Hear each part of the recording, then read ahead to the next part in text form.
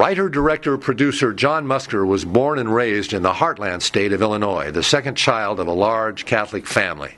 After high school, he attended Northwestern University, graduating in 3.5 years with a bachelor's degree in English.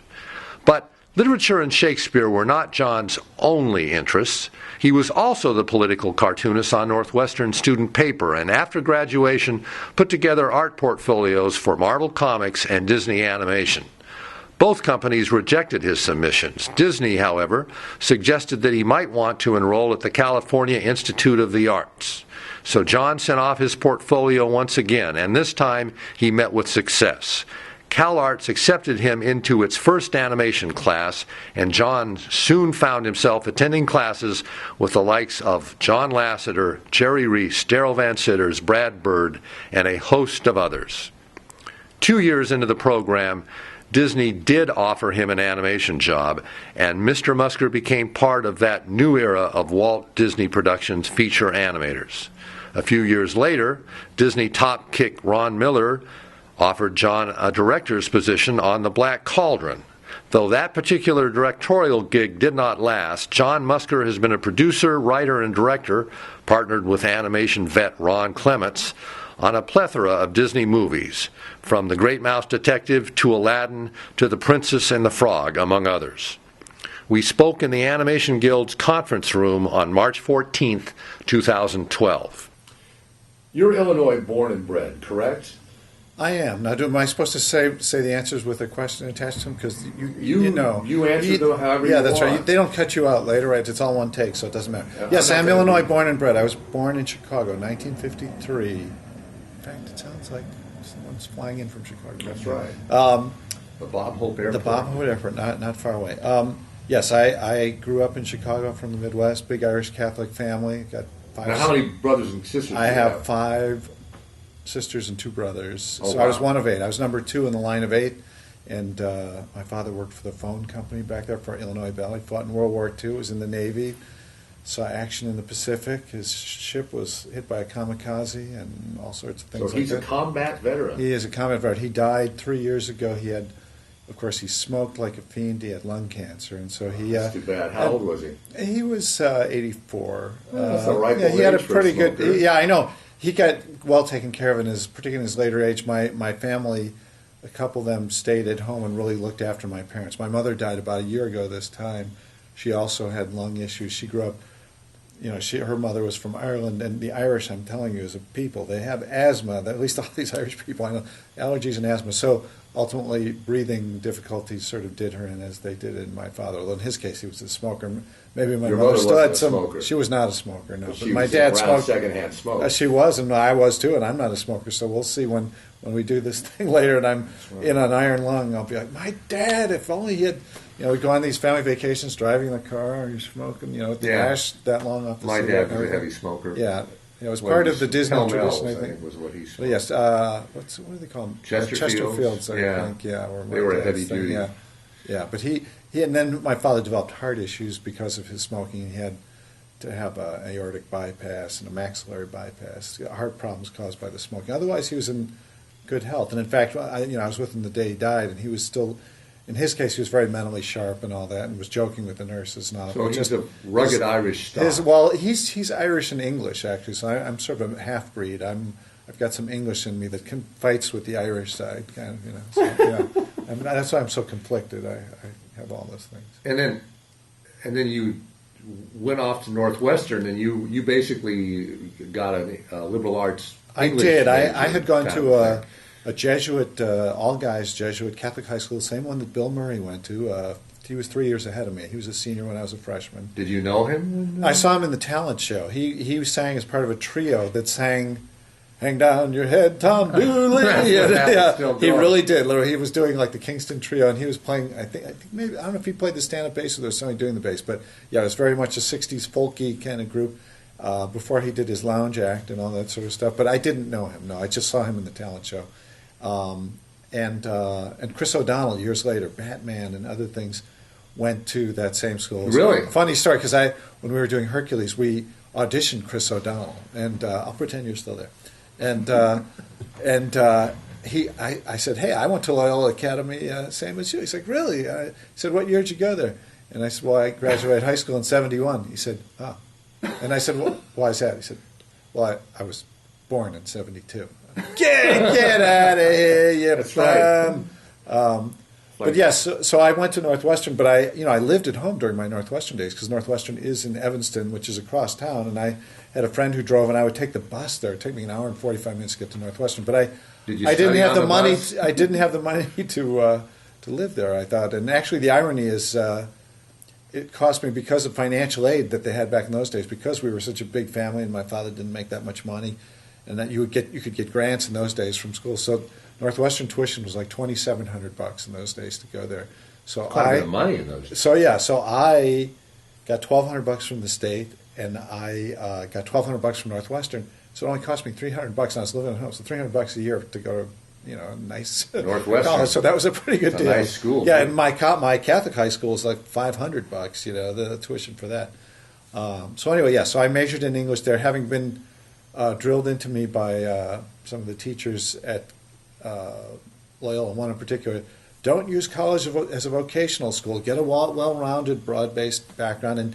And my experience, when I went to that Catholic high school, they had no art class whatsoever. They had music electives, but I took Greek and Chinese and things like that, but they had no art classes. And so, did you have a yen to draw? Oh yeah, well, were I you always like drew. a kid in junior high and high school? It was always drawing. I was that sort of, yeah. So I was, I grew up. I was a big fan of Disney, of Warner Brothers, of Mad Magazine. I kind of did my own Paul Coker Jr. Horrifying cliches with friends of mine, and my own superhero strips and things like that a little bit. But yeah, I always liked drawing, and then I liked filmmaking. When I was in high school, I did live action films with friends of mine on Super 8, and it started out with sound.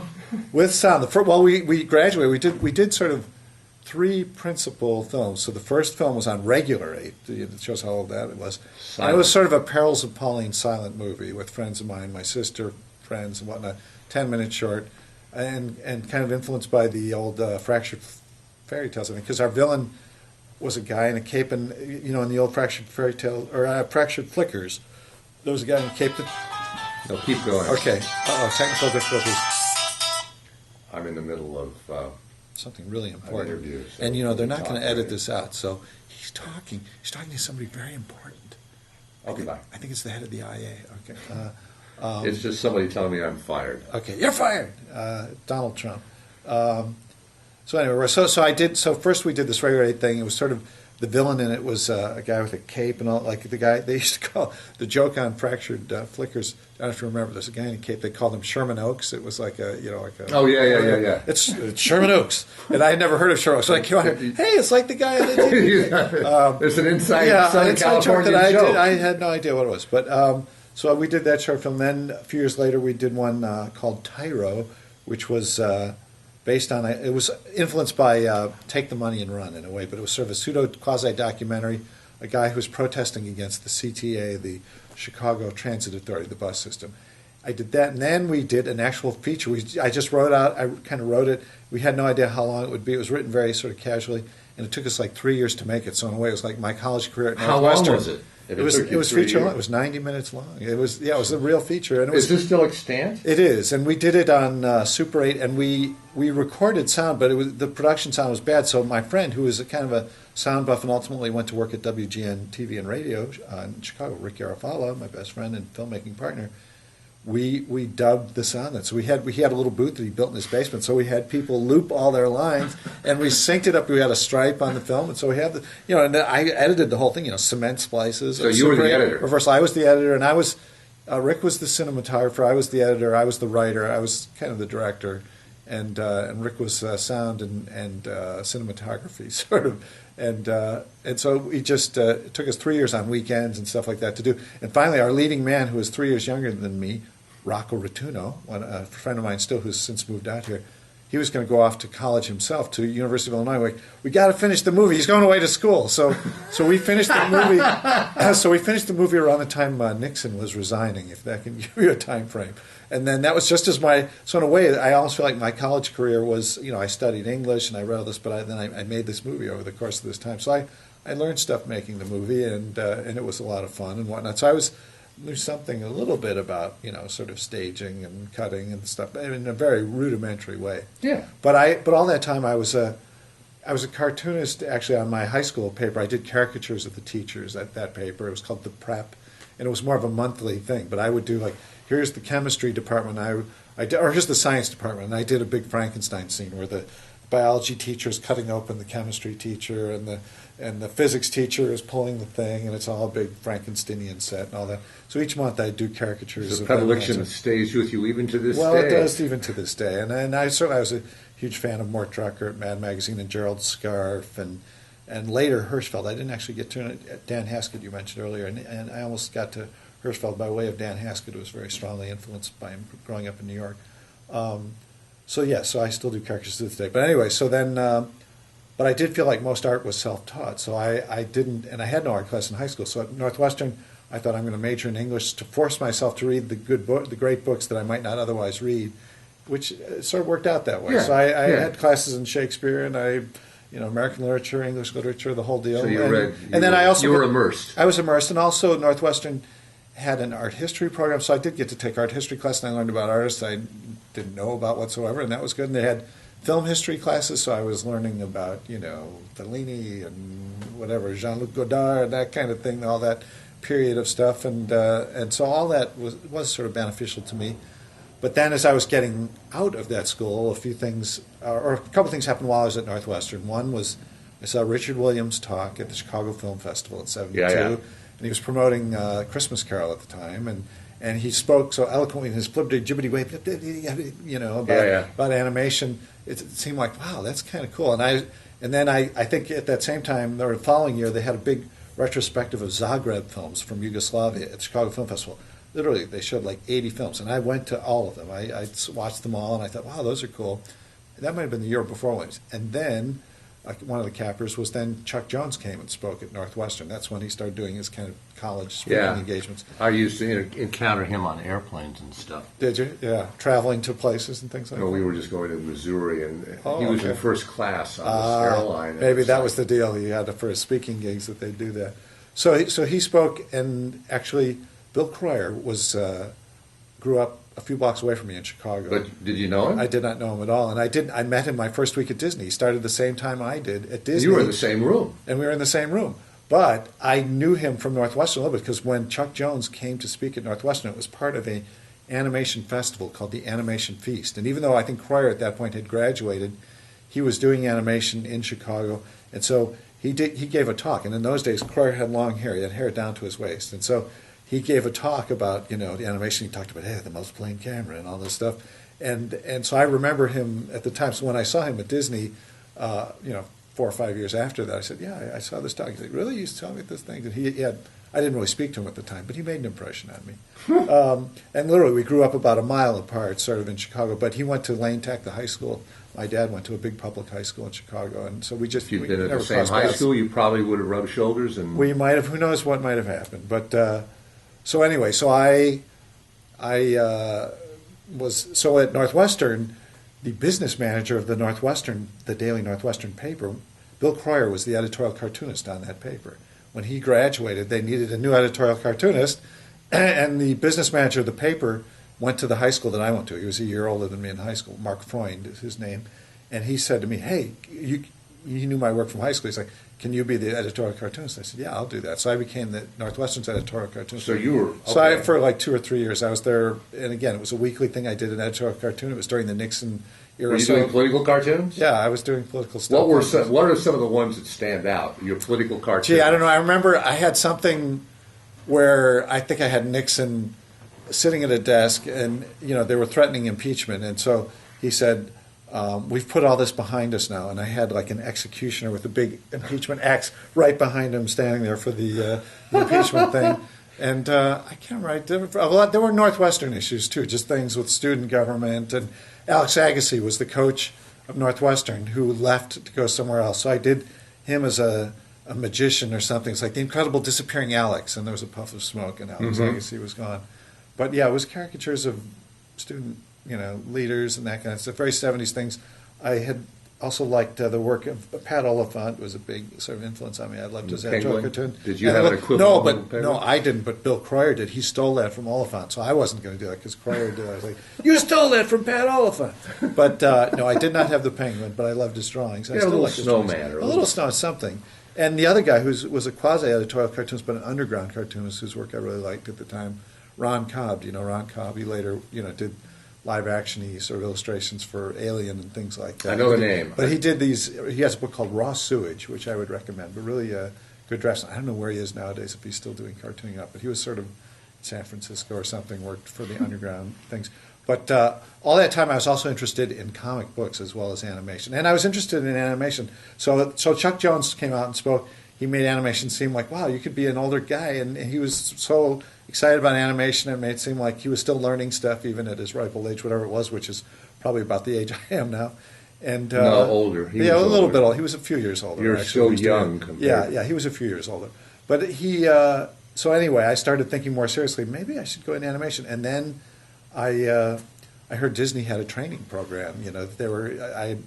I got the Christopher Finch book, and I think they may have talked about it in there. And there were pictures of the animators, and you started to see, wow, you can tell, who did. It isn't just a big faceless thing. They're real artists who have names and are good at doing this or that. And it just, I had grown up. I had read like Diane Disney Miller's book on Walt Disney, and I grew up. And when I was a kid, I wanted to be an animator. Actually, when I was 7 or 8, before live action, live action and other things, and comic books and comic strips. I used to, on my door, I used to have a thing where I wrote down my future occupation. And at one point, it was animator, and then it was like submarine commander and stuff, because I started reading about submarines. And of course, I'm claustrophobic. That would not have been a good career choice. Priest, fireman, whatever it was, and then.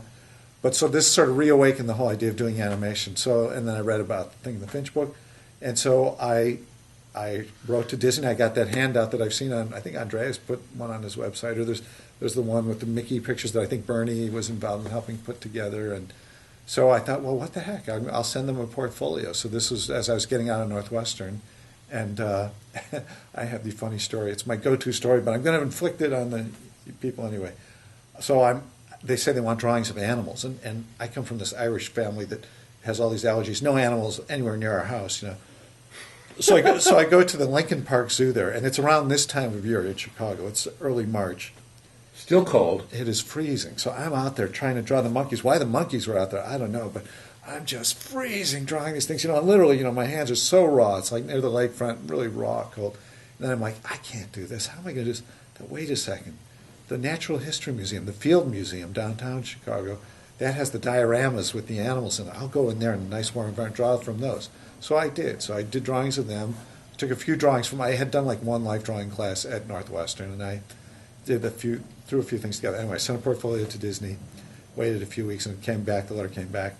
They rejected my portfolio. And I said, oh. And they said, and then one of the reasons they rejected, they said my animal drawings were too stiff. Stiff? They were stuffed. I drew them exactly as I saw them, and I think I stand by that. That's my story, and I'm sticking to it. So then I'm like, now what do I do? So then, what do? Marvel Comics. That was the other thing I was really interested in. So I put together, I found out you could send them sample pages. So I did 3 sample pages for Marvel Comics. I did a Spider-Man page, a Daredevil page, and a mystery page. And I sent them off to Marvel, and I waited a few weeks there, came back. You don't draw well enough, don't ever darken our door, go away. I'm like, oh, boy. Two rejections, yeah. And I'm like, and this is right after graduation from Northwestern. And I graduated, actually, because I graduated in the half year, because I had AP credits from high school, so I actually graduated in December of 74. So this was... So it was 3.5 years. Yeah, so 3.5 years I was in school. So this was early 75 that I'm doing this, the spring of 75 that I'm doing these things. And I'm like, okay, now what? Well, then Disney sent me a letter saying, maybe you meant to send this portfolio to Cal Arts, and here's the address for that. And hint, hint, nudge, hint, nudge. Hint, nudge, nudge. Might have been from Ed Hansen or somebody in his office. And I was like, Cal Arts, what's that? So then I wrote to them, I got information, and I thought, I had sworn I would never go to graduate school because I was afraid of becoming a professional student and not confronting the real world and living in this weird cocoon. And that's what they had taught you at Northwestern. They had, and I was kind of a shy, introverted guy anyway, and I just thought, I'm going to wind up never meeting anybody in my life and being in a little room somewhere and studying and just not in the real world. So I wasn't. So I thought, do I really want to go back to school again? I thought, well, what the heck, I'll give it a year and see how it goes. And I sent them my portfolio, and I got accepted there. So, but this is another private school. It is a private school. Again, with... I took out loans this time. So I was work. So the crazy thing was, nowadays, kids, they go to college, that, at least in some of the circles I travel, they all go to look at the schools, they check out the schools, I never saw college before I went there. I just, there was no internet. I got their flyer. I thought, okay, I'll do this. My family was going out to California that summer on a vacation. Yeah. So they came and they stopped by and saw CalArts, and I had to work to make money to go to school. So I couldn't take the time off to come out to the school. They saw it. I had. So when they came back from the trip, I said to my father, I said, so what's it like? And he said, it's kind of stark out there. Because, he's used to Chicago with, there are trees. And in those days, in the mid-'70s, oh, yeah, there was a few scrubby oak trees, yellow hills, cinder block building, no housing development, just kind of, the yellow hills, and that was sort of it. Much lusher now. So it was not it was not an ivy, leafed traditional college campus. So I'm like, okay. So anyway, so I flew on a plane. I had never been to California. I had been to a few places, but not very traveled. Family vacations to the Southwest. We never made it to California. So I came out there, rode the van in from the airport. Did not have a car. In fact, I don't even know if I drove. No, I drove by that time, but I was a late driver. Anyway, so I got to Northwestern. I went to CalArts, and then within the first few weeks, I started to meet the people in the program. So I think Daryl Van Sitter was one of the first people I met, and then I was in a class there. So there was John Lasseter was in my class, and Jerry Reese, and Doug Leffler, and Bruce Morris, and Nancy Beeman, and Mike Cedino, and Joanne Cicero. All the guys that found their way into the business. They all found their way into the most of them did. Leslie Margolin, and so then I wound up, as it turned out, being at CalArts for 2 years. I went there for a year, and this was the first year of the character animation program, so they had just started it. So Jack Hanna ran it. The teachers were, like Elmer Plummer, Ken O'Connor, or Teehee, Bill Moore, and Jack taught animation. Henry Selick was there at that time too. He was in character animation, but again, he was like me. He was the other old guy because he had gotten a degree, I think, from Rutgers or Syracuse. Maybe it was Syracuse. And so you're the guys that are sort of the graduate students, and everybody else is right. Everybody, and even when I was going to go there, when I was talking to my family before I left, my extended cousins and all, they're like, so you're going to get a master's there? I'm like, well, not exactly. Because in fact, I was sort of starting over, really, because they didn't have any master's programs. So I'm like, what? A second bachelor's? Yeah, what? Yeah, are you an idiot? So anyway, so I went there for a year. I really, but the way the collegial atmosphere was there, we learned as much from the other students. And I knew very little about animation, although I had my little viewer, and I literally kept notebooks. I ran my little Wademco, my little Super 8 cuttings they did of the features. They had like reels from Snow White and Pinocchio. This is pre-videotape. And so literally I look at that stuff a frame at a time, and I have notebooks of how, the Bill Teitla's animation and that in Snow White, and trying to analyze how it worked. But then I learned, Brad and Jerry and Daryl all had more experience, knew something about animation. They knew who Milt Kahl was. They knew, Daryl had worked in the studio in New Mexico and all that, so he had experience really working on commercials and things like that. Brad went down on Summers. And Brad went down when he was like 11 years old and had his Tortoise in the Hare film that he showed them as a precocious and probably just a little bit overly revved 11-year-old. Let me get a drink of water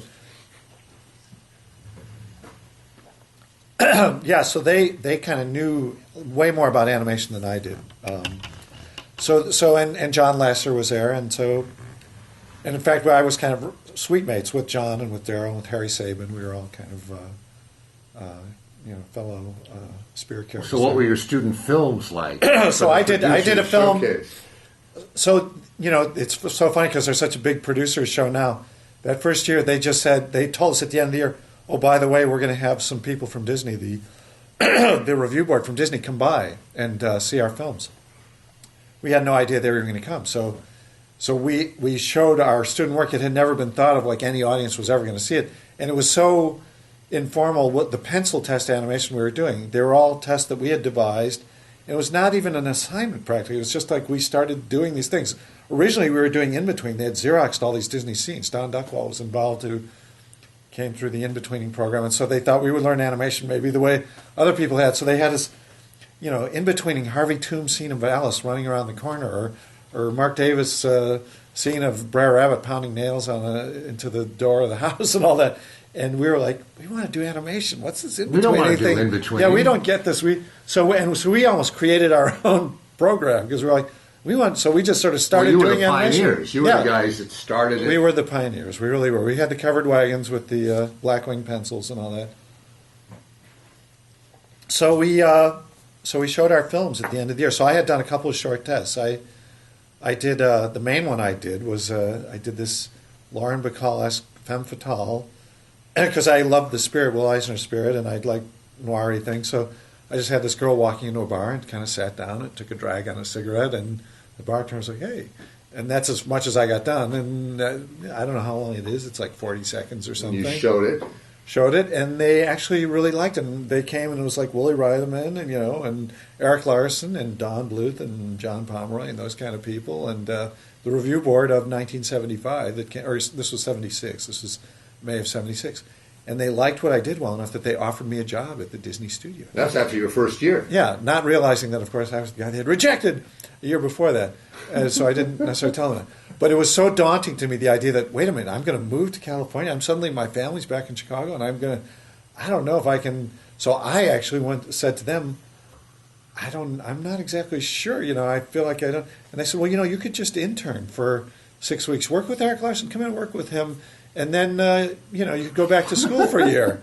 So I said, I thought that, I liked that because that gave me a year to just think, okay, I'm moving to California, and I could kind of, in my cloistered way, I could digest it, and I'm kind of slow to act on things. So I said, I'll do that. So I worked with Eric Larson between my first and second years, and I did a couple of pencil tests with Eric, and it was great. I really felt like I learned a ton of stuff from Eric. So I went back to school then, and I really tried to apply what I learned from Eric about clarity and timing and arcs and positive statements and all those, and weight and action analysis and all those things that we weren't really being taught at Cal Arts. Jack Hanna was, the duck does a little take and he does this thing, and he was a good guy, but he wasn't really a teacher. He was a short guy. He was a short guy, and he wasn't really a teacher either. So he was used to directing shorts. I went back to Cal Arts for another year, worked there, and did a second film. And this one I did I wound up doing a short. I did a 6 or 7 minute film of. Wow. And it was a couple of. Did you ever sleep? Well, I'm known for short hours because I really worked a lot on the movie. I worked, and other people would be kind of goofing off sometimes, and I'd be in there drawing. And there were some industrious people. Nancy was very industrious. I was industrious. Daryl was industrious.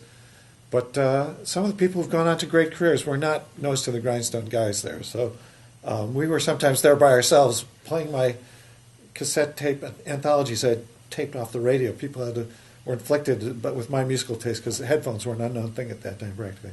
Anyway, so that second year we had Teehee, I think, for caricature, and we had Ken O'Connor, and it was a lot of fun. And I was getting acclimated to being in California and all that. So the end of the year is rolling around, so I'm like, okay, because I thought, okay, I'm going back to school for a year now. I'm going to go to work at Disney. That's what we had talked about. So I called up Disney as we were getting to the end of that year. I said, well, here I am. Remember me? Remember I was there last summer and we talked and da-da-da. And like, who? No, but remember, and I think it was, in effect, Ed Hansen I might have been talking to, I think. And he's like, we didn't make you any promises. And I'm like, oh my gosh.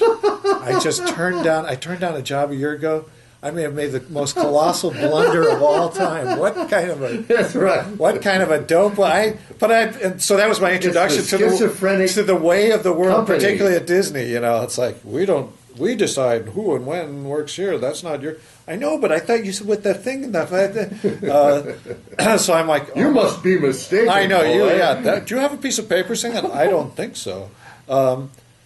So anyway, once again, we showed our work at the end of the year. We had our wine and cheese party, as Jack Hanna would say. We're going to have a little wine and cheese. We had our Krabari and our... So who showed up at this same group, pretty much, I think. Again, in those days, it was only Disney. There were no other studios around. Or maybe they invited Chuck Jones, possibly, because he did come and speak one of those years. We sort of arranged for speakers to come, because Jack wasn't doing any of that, sort of. So we said, we want to get people. So while we were there, we arranged to have people... So we got Milt Kahl. So it's sort of a student-run program. I would say it was. So we had Milt Kahl come, and Mike Maltese, Chuck Jones, Mike Law, Virgil Ross, all arranged through Daryl mostly. There's Warner Brothers connections and things like that, and it was fun. We had them come in the evening, and they spoke, and we recorded. And I literally transcribed. I think like Clay Cadis has the Milt Call talk. I tape recorded on my stupid little cassette recorder, and and it's up there. Yeah, and I hand wrote it out, and Nancy Beeman transcribed my horrible handwriting because I couldn't type. My mother, to this day, my sisters won't forgive me because my mother typed my term papers all the way through Northwestern. I would write them out by hand, feeding her pages, and Jesus. I was very spoiled that way. So, and I still can't type. So, Mom, I'm sorry, you spoiled me too much. But so anyway, so they saw my work, and fortunately for me, they liked my test well enough that they said, "Okay, you're hired." So I was the first group from the character animation in that first group to emigrate, because now at that point, so everybody else stuck around another year or two. Well,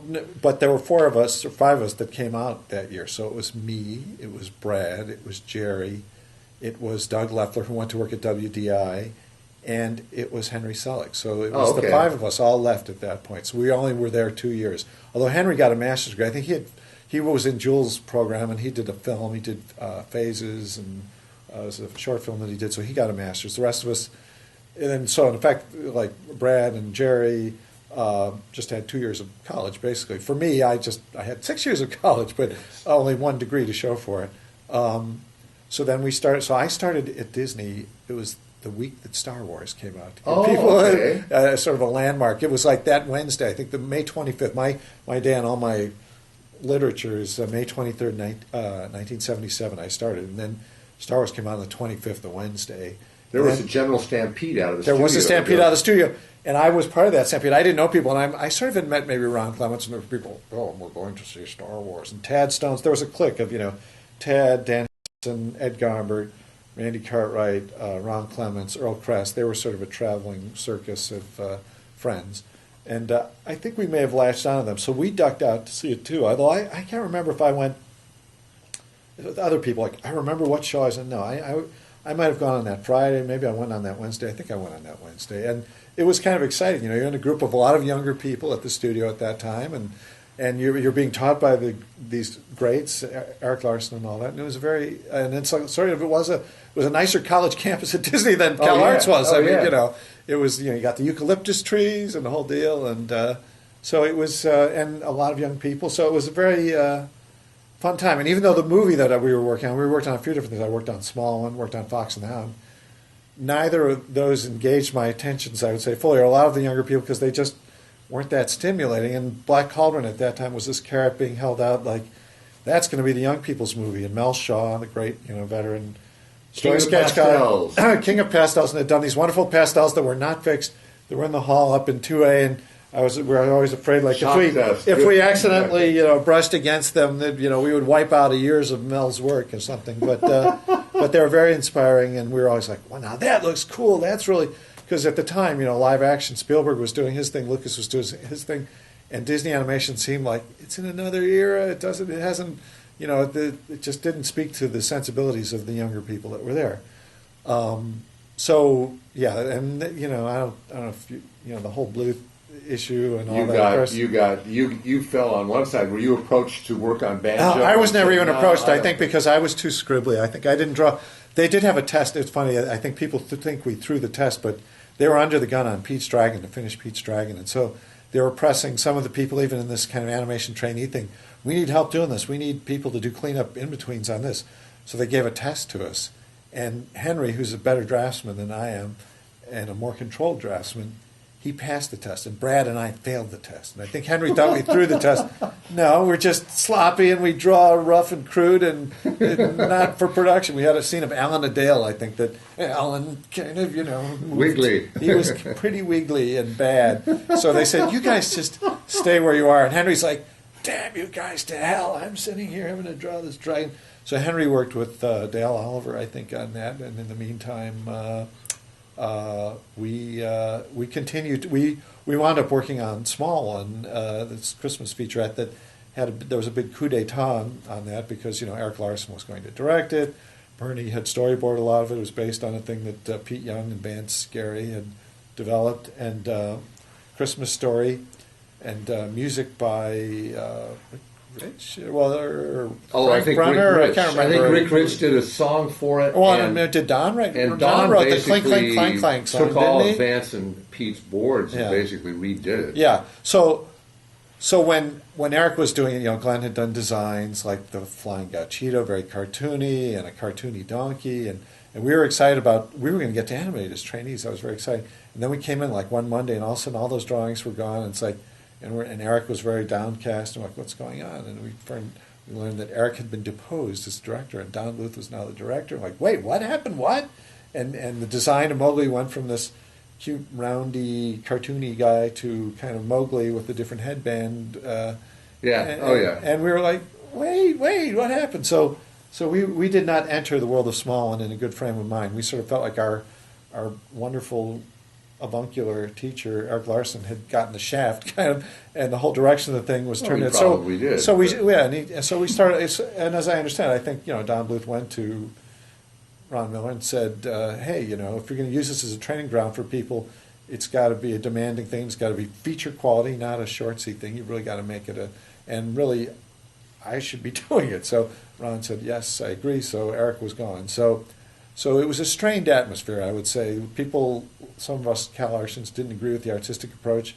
Us being our own directors at Cal Arts, which maybe it shouldn't have been, but in effect we were. It was a breeding ground for directors because everybody's directing their own movie practically. So I, now being a director, I sympathize more with Don, with these young punks telling him, what to do, and he did. At the time, no. At the time, I was on the other side. Now, that poor Don. Why did he have to deal with these brats? But he didn't. It was a strained relationship, and so he was unhappy with us. And in fact, he had heard that we were really grousing about this and that. So he came down to kind of air it out. And that was the famous time where he sat down in our bullpen room in D Wing, and he said, and Bill Croyer, I think, had gone to him and said, "Don, you should talk to these guys," because I think at that point Croyer was off on Fox and the Hound, but Dan Haskett and I and Brad and Jerry were all on Smallwood and not happy, any of us. And so Don came down. He's like, "Okay, well, let's talk. This place is a rat's nest of innuendo and rumor." So, of course, when he said rat's nest, we relayed that story to other people. So Andy Gaskell's like, "That's great." So Andy did this wonderful airbrushed rat's nest sign that we probably put up on the door. It became our clubhouse. We were now known as the rat's nest. So all the time we were there, like, "Yeah, I'm in the rat's nest," and all that. So that was but that came from Don. But anyway, and Don told us at the time, he said, this studio, we said, he said, "You guys are green. You have no right to complain." That sort of thing. That was his thing. And then he said, and then we said something about whatever. And I think he had told Croyer, because I was working with Cliff Nordberg, veteran animator, very cartoony guy. Had worked in, very intuitive animator. Worked roughly. Worked in Wooly's unit. Did broad, funny stuff. He did a lot of good stuff on Pete's Dragon. He did. And but Don said, "Cliff is the bottom of the barrel." So he wasn't a fan of Cliff, so it's like that doesn't mean anything. And then I think we had some issues with John Pomeroy at that time a little bit, and he was like, "This studio has always been run on a system of kings and serfs." And actually, he may be right, And he said, "And you are," in effect, he said, "You are the serfs." And so you have no... Get used to it. And we didn't like the idea of being serfs, I guess. Right? And so he said, "You guys are green." And then Dan Haskett said, "Well, you're green too," to Don. And Don's like, "What?" And he said, "Well, you're green as a director."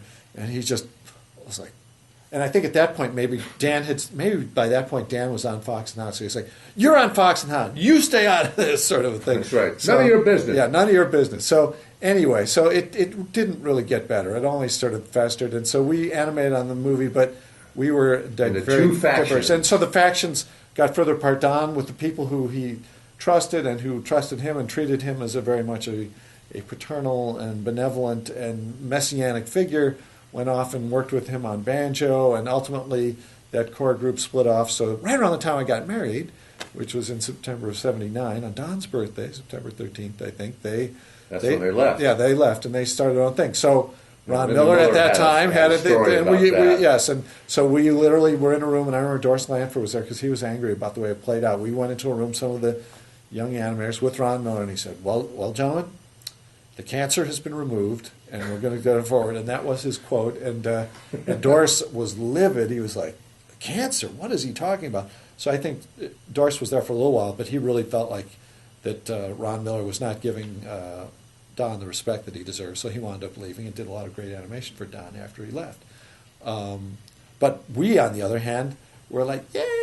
I mean, right. Well, at least we were just I sort remember of, those days. Yeah, it was sort of ding dong, the witch is dead. Yeah, it was. It was very much. Yeah, you're with the Hatfields and the good. You're with us. You're at Guinness, and there were some people in the middle. I mean, in a way, it was like the Cal Arts Rebels and the Blue Thieves, and then there were people like Ron Clements who were seemingly neutral, but really were not part of Don's camp. So they sort of grafted on with these sort of loudmouthed, brash Cal Arts people, of which rebels. I guess I was on the Rebel Alliance kind of. So then we're there, working on Fox and the Hound with Art Stevens. Art Stevens himself, who had been suppressed by Wooly Reitherman, who, even though he was the director of name, Wooly gave him no clout to actually really direct. And finally he went to Ron Miller, I think, and said, I'm the director, and he's not letting me direct. And so they said, Wooly, why don't you take a hike? So Wooly left, and so we were working with Art, and then Art brought sort of, Ted had been a story man, and Ted Berman, and he kind of made Ted a director. And of course I remember Ken O'Connor had the quote from Ward Kimball, where Ken O'Connor's exact quote about Ted. He never impressed me as having an overabundance of gray matter. So he didn't think Ted was the sharpest knife to draw. He was a nice guy, but he was a nice guy, and he was a good story guy, but director, not really. Because I thought he was in his element as a story. He was, guy. and I think he was playing out of position. And then Art drafted Rick Rich, who had been an assistant director, which at that time was a job that was kind of an editorial liaison as much as anything. But I think Rick impressed him with his energy and his excitement and his exuberance. His moxie. And his supportiveness, perhaps. And so he became a director, too, although he didn't draw, so that was a source of some controversy. You can't have a director in animation who doesn't draw. So he did that. And so Fox and the Hound moved down its path. And again, I would say many of the younger people, I mean, Tim Burton, Chris Buck, Mike Giamo, me, Daryl, Brad, Jerry, a lot of this sort of Cal Arts generation that was coming in there was not particularly engaged by Fox and the Hound. So there were many that weren't. Right. So and Brad was frustrated enough that he was acting wild, sort of such that he got booted out of the studio. He couldn't function in that environment anyway. So it was, in its own perverse way, it was the best thing, obviously, for Brad that they told him, Brad, just go away, and so he did. Didn't he leave and come back and leave again? Or did he once he left, he left. But he worked at various things, and he was always, he worked. The big thing was Family Dog that Brad did, and for Amazing Stories for Spielberg. But he worked on Plague Dogs, and then he got the gig on The Simpsons and all that. But he never came back to Disney. And then even then, John, who was, wasn't publicized till years later that Ed Hansen kind of kicked him out because there was a big turf war between, on Brave Little Toaster, where Tom Wilhite, who is the guy that, again, and I know politics, it's like, you're just bitching and moaning. Come on, didn't you ever have any fun? But Tom Wilhite was trying to get some of the younger people to have a voice in the studio. Tom Wilhite was an live-action executive. That whole period in the early 80s. Yeah, so he was sort of shepherding, mentoring Tim Burton to do short films. He wanted Black Cauldron to be more of the young people's film and not more of the same, so he was trying to find a way. So his way of doing that was to install Joe Hale as a producer, because Joe Hale had worked well with Henry Selick on Watcher in the Woods, so he thought he might have be more receptive to younger people's ideas.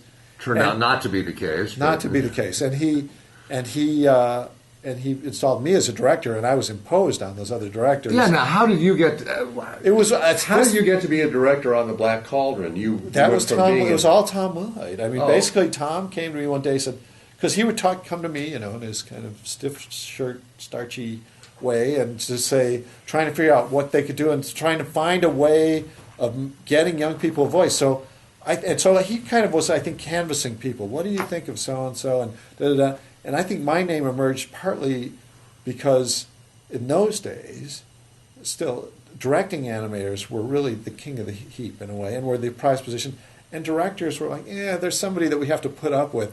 So it was almost like I got drafted to be a director because my animation was only so-so, I think, and they thought I wasn't a huge loss in the animation ranks. And I listened to people, and I think it was because I was articulate, and I would listen to people, and I think that was one of the big things is like somebody who seems reasonably intelligent, but who will listen to people who have an idea. So Tom came to me and said, "How would you like to be a director on the Black Dog?" I was like, once again, and actually, I think he pitched it to Ron Miller. So Ron Miller came to me. This is a classic Ron Miller thing. being the head of the studio. Yeah. So Ron Miller went along. So I got called to Ron Miller's office one day, and Ron said to me, "So what do you think of directing on this picture?" And I actually had no idea that something like that might happen. I think that's when I first heard of it. And again, me and my mealy mouth way in a couple of ways. One was, man, do I really want to do that? And also, my background from my father, another thing is like, you don't toot your own horn, and you're not ambitious, and you're not aggressive, and you're not, I was sort of the antithesis, my father was the antithesis of that stuff, and I sort of was too, that you don't sell yourself, and you don't push yourself, and you don't do that stuff. You don't pound your own chest. So I kind of was so mealy-mouthed, even though I was slightly intrigued by the idea. I think Ron Miller walked out of that, or I walked out of that meeting, leaving Ron Miller with the impression like, I don't know, I give him no, it's like forceful. So I wound up then I thought about it. I thought, well, wait a minute, maybe I could help young people get a voice. So I called another meeting with Ron. I went back to him. I said, I don't think I made myself clear at the last meeting, but yes, I would be interested. I would like to do this. So he said, okay. So then I became a director, never having, I kind of directed my own Super 8 films, but so I was very much imposed on the other directors, and they didn't really, and Art Stevens particularly, who had spent years in the trenches,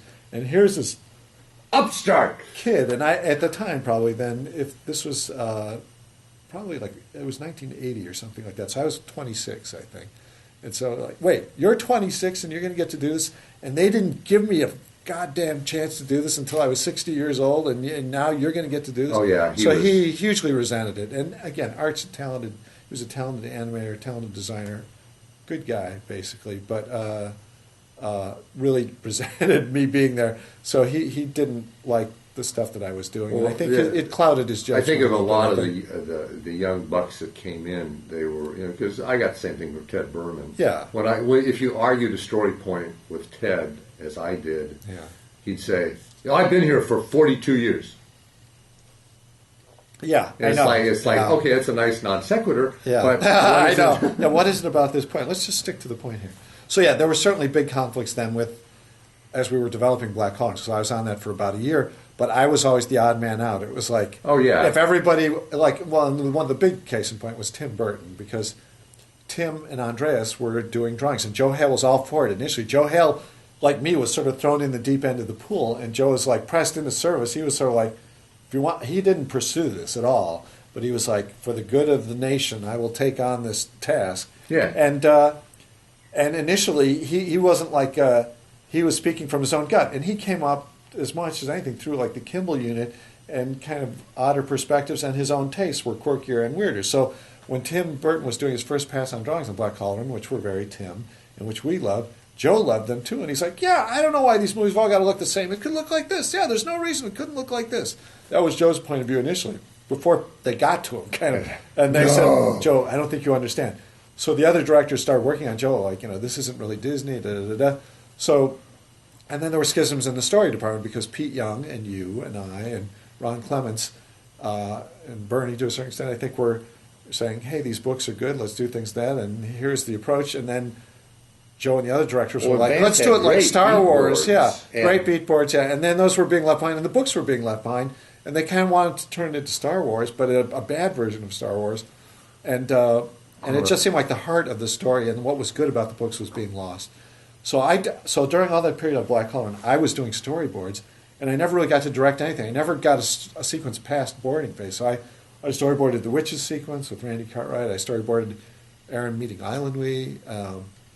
I had fun doing them. I enjoyed them. We pitched them some people. They seemed well received, but not Art Stevens. That was one of my classic bad things, where I showed it to Art, and Art didn't really have much comment. Then I saw Bernie later, and he said, oh yeah, Art, he hated what you're doing. I'm like, what? And he said, oh yeah, he hated it. He said it was a big zero. And I was like, oh geez. And this was like late on a Friday night or something. I said, did what?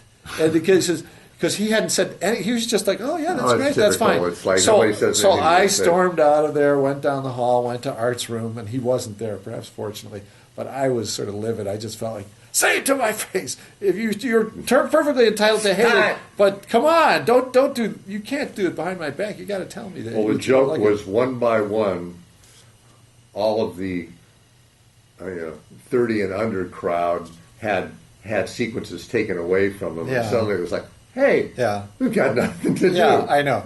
So I was sort of a marathon career. So the funny thing is, so and Tim Burton, forget it. They got to Joe, and in fact, what happened was Joe went to Ron Miller because Joe was really being pulled in different directions, and Joe didn't know what to do. So he went to Ron Miller. He said, "You're the boss," and he's like, and the way he explained it to me, because I was not there, but Joe came back to me and said this later. He said, talked to Ron Miller. I said, now which way do you want to go? There's this one way, this kind of UPA way, which is I think the way he characterized him. This kind of new and different.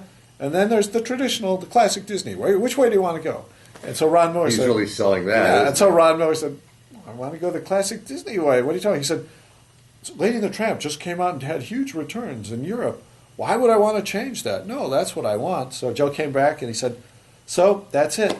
And it's like the decision's been made. I was like, but Joe, what does that really mean? I mean, it's how you interpret it. And he was just like, in his mind, it had been settled. So It was over. So it was over. All the character designs were going a certain way, even though they hired Milt Kahl. It wasn't Milt's best work, I think, and stuff that he was drawing on there. And Tim's stuff was so imaginative. So they would have model sheets, where the characters, you'd have to sign your approvals. All the directors would. So the directors, so if you look at them at the time, it's so funny. Funny for me only. You see big writing, Ted Berman, Rick Rich, Art Stevens. That's right. Half-hearted. I wrote it in the smallest possible. I signed it, but I was like, I want to quit. I want to leave. I want to get out of here. I want off this movie. So all that time I was, after it really went sour, because originally I even went in like, we're going to change the studio. I'm this younger voice. And I remember talking to Doug Leffer at the time. I'm going to call a meeting and have everybody in the theater, and I'm going to talk about things. And he was like, no, you can't do it. I said, no, really, I should do this. No, you can't do that. And I was like, why not? And Doug was more savvy in the ways of the politics that would of have it. not helped you politically. No, or just even would it have actually gotten anything done? It wouldn't have worked at all. But at the time, I was like, no, it's a very direct thing. Just present it matter of factly. And he's like, no. So it was a learning experience. But basically, I wanted every day I came to work, I wanted to quit. I was like, okay, I'm going to quit. So then, like many others, you flipped on to Basil of Baker I did. Street. Well, the malcontents were when they heard people were going to possibly quit, and in fact, they sent the malcontents on to Basil of Baker Street, which was a book that Ron Clements had found and had shown to Joe Hale. Hey, here's this book, and it might make a good movie. And Joe said, yeah, it would. So that became the life raft for the malcontents. So Pete Young, you, me, Bernie, Vance, the story department Pete basically. had a thing drawn, had Jim Coleman paint it, took it up to Miller, and went. Yeah. And then it became, and then Yeah. I remember the battle, Ron claimed fathership, Pete claimed fathership. Oh, was there a sort of battle with joint Pete? Yeah, well, now that fathership. Pete... Well, definitely Ron suggested... I think he suggested the book to Joe Hale. Whether or not... Oh, I think he the did. thing for I Ron think he Miller, did. I think that's possibly true, that he had Jim Coleman paint a thing that got shown to Ron, and Ron bought off based on that painting. That sounds totally believable. But I think Ron pitched it to Joe. Yeah, I think he did. Yeah. I think he did. I think they had joint ownership of that. But even though that was going for a while, I still was like... Brad at the time was trying to get Will Eisner's Spirit going up in San Francisco, and he had gotten a deal with Gary Kurtz, who had a company, Kinetic Graphics. He was interested in producing it. So Brad and Jerry were up in the Bay Area doing storyboards, and I was freelancing for them even while I was working on that. Well, freelancing, I wasn't getting paid anything, but I did storyboards. You were donating your time. I did the animation, test animation. They cut together a trailer on it. I boarded 3 or 4 sequences on it, I think, working with Brad, and I'd do drawings, and then Brad would do drawings over my drawings, and I drew drawings over his drawings, and it was fun, and I really loved the property and all that, and but it never got off the ground. It was one of those things where it was always going to pop. It was like this carrot out there, and like, if that ever happens, and Brad and I'd be on the phone with Gary Kurtz, and, well, we're getting closer or something, but I'd be like on these crossroad things where like, I'm not going to quit my Disney job unless it's really happening. Right. And it never quite happened. So I wound up continuing on Basil of Baker Street when I wasn't sure that I was going to, and I thought I wasn't going to finish it. But then, even then, they got wind of this thing going on up there, and they called me into the office and they said, "Is this true that you're involved in this project up there, that you're interested in it?" And I said, "Yes." And they were saying, how can we have you? Because I had my own experience on Basel too, where for the first 6 months, since I was the director on it, I did it the way I wanted to do it. So it was kind of a wacky version. It was a little bit more Monty Python. It was kind of the Goon Show. I remember. Meets you and all that. And Pete Young didn't like it at all. He was just like, "What is he doing? This guy is taking this sweet thing." But some of that got into. Some of that. No, some of it actually stayed in the movie. Some of it did, but the whole attitude with Basil being wild. Yeah, that was a carryover, and that was still the kind of John Cleese approach that we wanted to do.